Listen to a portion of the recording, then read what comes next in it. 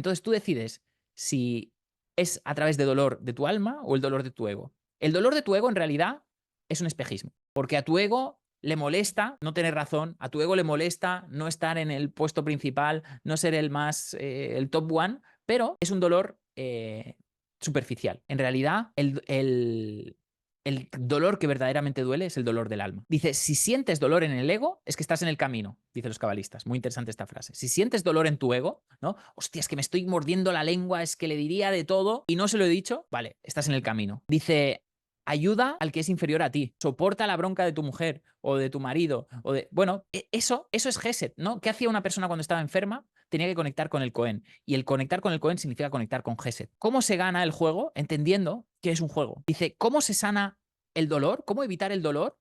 Saliendo de ti. Si estás muy metido en ti, te va a doler. Pero ¿cómo se sana el dolor del ego? Saliendo de ti. Sal de ti, sácate de en medio. Dice, todos somos buenos e inteligentes, pero el ego nos hace creer que nosotros somos nuestro ego. El mayor enemigo, el mayor espejismo que tiene el ego es que el ego nos hace creer que nosotros somos el ego. Dice, Dios es una bombilla que está tapada por muchas mantas. Imagínate una luz, una bombilla que tiene muchas mantas encima. Dice, para descubrir a Dios, Dios siempre está ahí. Lo que pasa es que está tapado con muchas mantas. Y lo que hacemos en la cábala, estamos quitando mantas, nos pasamos toda la vida quitando mantas para descubrir esa luz. Dice, tienes que sacar todas esas mantas. ¿Y qué son esas mantas? Mentiras, ocultaciones, veces que hemos hablado mal de alguien, todo lo que nosotros hemos hecho para ocultar a Dios. Cada vez que estamos atacando fuera, estamos ocultando más a Dios. Entonces, el proceso de la cábala es qué tengo que hacer para ir sacando todas esas capas, capas y capas y capas, para entender que Dios está aquí y que ya está aquí y que ya está con nosotros. Dice una persona, dice, deja de decir, y esto, o sea, ¿qué significa crecer? Significa quitar mantas que ocultan la luz. Y esto es un proceso interior, de trabajo interior. ¿Qué quiere decir? Ese es el camino de la rectificación, la teshuvá, ¿no? La rectificación, que es volver a Dios. Y para volver a Dios tengo que empezar a quitar mantas de capas de pensamientos. Y esto es el crecimiento personal. Esta es la espiritualidad, señores. Por eso la espiritualidad no es tan bonito. La espiritualidad es entrar ahí en un gallinero, una bombilla que está llena de basura y empezar a quitar basura, quitar basura, quitar basura para empezar a dejar que brille la luz. Dice, por lo tanto, dice, y aquí tenemos un problema con las personas que dicen que son perfectas. El otro día tenía una sesión con una persona, me decía, es que yo lo hago todo perfecto, es que yo soy perfecto. Digo, buf. Y un cabalista decía, una persona perfecta es satánica. ¿Por qué?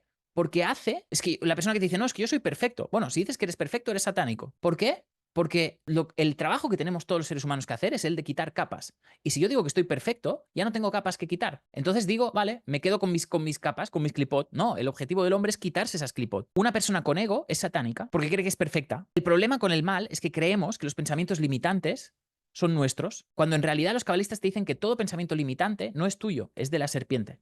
Entonces, en realidad, cuando nosotros tenemos miedo, cuando nosotros tenemos ansiedad, cuando nosotros tenemos duda, no es nuestro el pensamiento. Es un pensamiento inculcado desde fuera que nosotros caemos en la trampa de creer que somos nosotros. El ego nos hace creer que nosotros somos nuestro ego. Dice, y por eso no los cambiamos. Por eso no cambiamos el ego. Porque el ego nos hace creer que cuando cambiemos, que cuando no respondamos, que cuando no lo usemos, moriremos. Pero en realidad es todo un espejismo. La vida sigue aun cuando dejas el ego de lado. Dice, el mal actúa como una rana en agua caliente. Si tú pones a la rana en agua hirviendo, la rana sale volando. Pero si tú pones en agua templada a la rana y vas calentando poco a poco, al final la rana acaba cocida en el agua.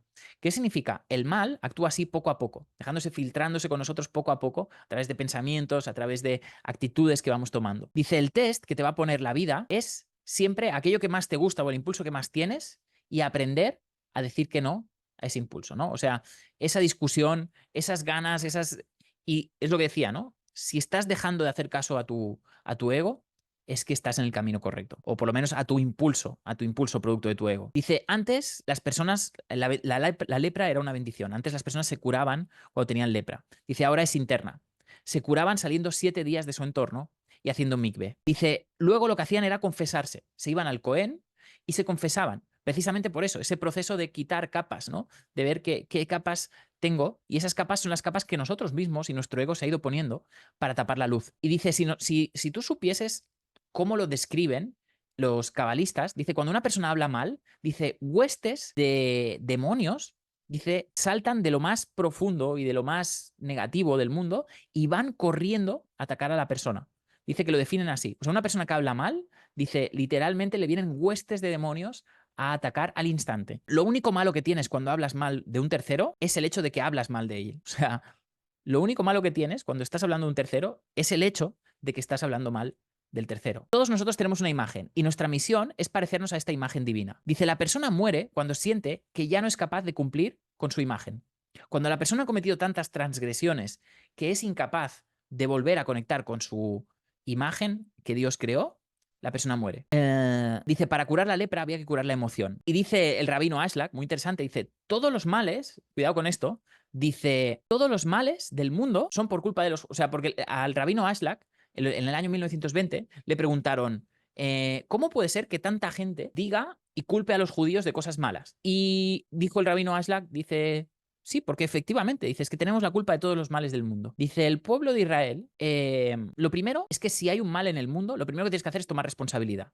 Entonces, oye, si todo el mundo dice que tú eres las causas de todos los males, acéptalo. El primer paso es aceptarlo. El segundo es que también sabemos que, dice, los judíos, si no hubiesen tenido la Torá, dice, hubiese sido el peor pueblo del mundo. Dice, porque era un pueblo con una gran vasija. Entonces, como gran vasija tuvo que controlarse con una Torá para que no se desmadrase.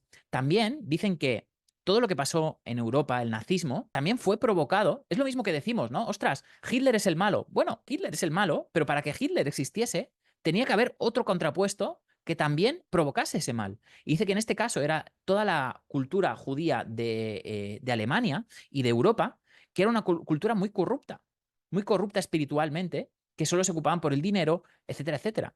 Entonces, en el concepto, o sea, el mal, ¿qué es el mal? El concepto de que existe un enemigo. Ese es el concepto del mal. Porque en realidad, pues para que exista Hitler ha de haber existido un judío que actuaba mal. Y para que exista un judío que actuaba mal ha tenido que existir. Entonces, al final, nunca el mal es cosa de uno. Oye, una pareja se ha divorciado, uno era el muy bueno y el otro era muy malo. Bueno, habría que ver, ¿no? Habría que ver, ¿no? Cada uno habrá hecho sus cosas, ¿no? Entonces, en el concepto del enemigo, ese ya es el propio mal. Entonces, al rabino Aslak le preguntaron, oye, de hecho el rabino Aslak es muy interesante porque él profetizó que morirían millones de judíos y profetizó que vendría una guerra y justo vino la guerra mundial, la Segunda Guerra Mundial, al poco tiempo. Él vivía en Europa y se fue a Israel y al poco tiempo vino la Segunda Guerra Mundial. Y dijo, oye, dice, ¿cómo hay tanta gente que dice que los judíos son la causa de todo el mal? Dice, bueno, pues porque lo son, porque lo son. Porque el pueblo judío también tiene la responsabilidad moral, en tanto que tiene la Torá y tiene todas estas herramientas, tiene la responsabilidad moral de contarlo al mundo y de ayudar al mundo. Y si no lo está haciendo, no está cometiendo su misión. Entonces está siendo parte de todo este mal. Y eso significa tomar responsabilidad. Dice, tenemos un mundo lleno de guerra y la enfermedad, no, tenemos un mundo lleno de lepra. Este mundo en el que vivimos es un mundo lleno de lepra, donde la lepra ya está dentro nuestro. Dice, y la enfermedad es un tipo de pensamiento que se pregunta, ¿qué hago? ¿Destruyo esta vasija o construyo una nueva? Es decir, ¿reparo esta vasija o la destruyo y construyo una nueva? Y esto es lo que, cuando tenemos una enfermedad, es lo que pasa. El cuerpo te está preguntando, bueno, ¿qué hago?